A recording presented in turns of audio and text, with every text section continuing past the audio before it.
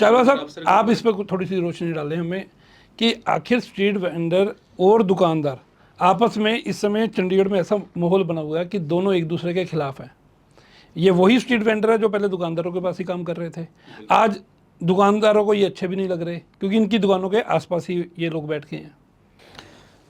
देखिए, मैं दोनों की बात सुनी और आपकी भी पूरी जो इनसे बात कर रहे थे, दोनों की बातें अपनी अपनी जगह सही हैं।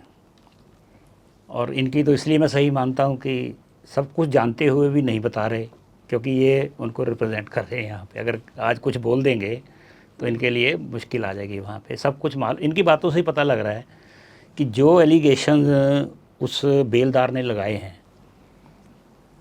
और नाम लेके लगाए, पहली बार हुआ है कि किसी ने नाम लेके लगाए हैं और ये माना कि मैं इकट्ठे करके देता था। पहले तो आरोप लगते थे कि वो इकट्ठे करते, और किसी स्ट्रीट वेंडर ने ये भी नहीं कहा कि नहीं नहीं ये नहीं लेता था। यही पे आ रहा था।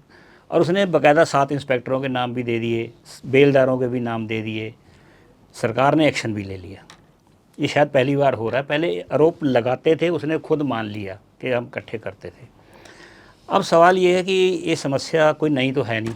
मैं अभी 2 बार चंडीगढ़ का मेयर रहा हूँ, उस वक्त भी समस्याएं थी। कुछ कोशिश भी की अपने टाइम पे।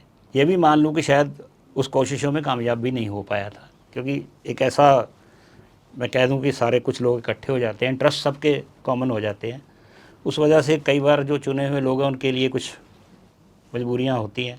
लेकिन उस वक्त समस्या इसलिए ज़्यादा नहीं थी कि इतने वेंडर भी नहीं थे उस टाइम। सारे पहले एक सर्वे हुआ था जब कॉरपोरेशन नहीं थी 96 से पहले, तो 2700 या 30 थी। उसको रोड साइड वेंडर कहते थे। जो वो भी क्या थे, उसमें साइकिल रिपेयरर, नाई, धोबी, मोची, पान वाला, क्योंकि इनके लिए जगह सड़क के किनारे ही होती थी। अगर किसी का साइकिल पंचर हो गया तो उसको इमीडिएट वहाँ पान वाले भी होते थे कि कार में खड़े खड़े आवाज़ मारनी, स्कूटर पे पान लगा दो।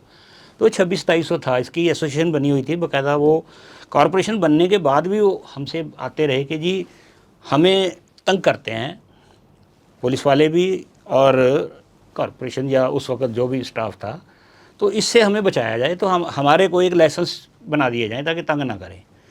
ये बातें चलती रही और इन द मीन टाइम 2014 में ये एक स्ट्रीट वेंडर प्रोटेक्शन एक्ट आ गया पार्लियामेंट में। बहुत वेलकम हुआ था पूरे देश में। और उनकी मूल भावना थी, जो उस वक्त बिल पेश किया था, जो बड़े लीडर थे उनके पार्लियामेंट में भी अगर जो स्पीचेस हुई बिल के वक्त, यही थी कि हम उन गरीब आदमियों को उस जातियों से बचाना चाहते हैं।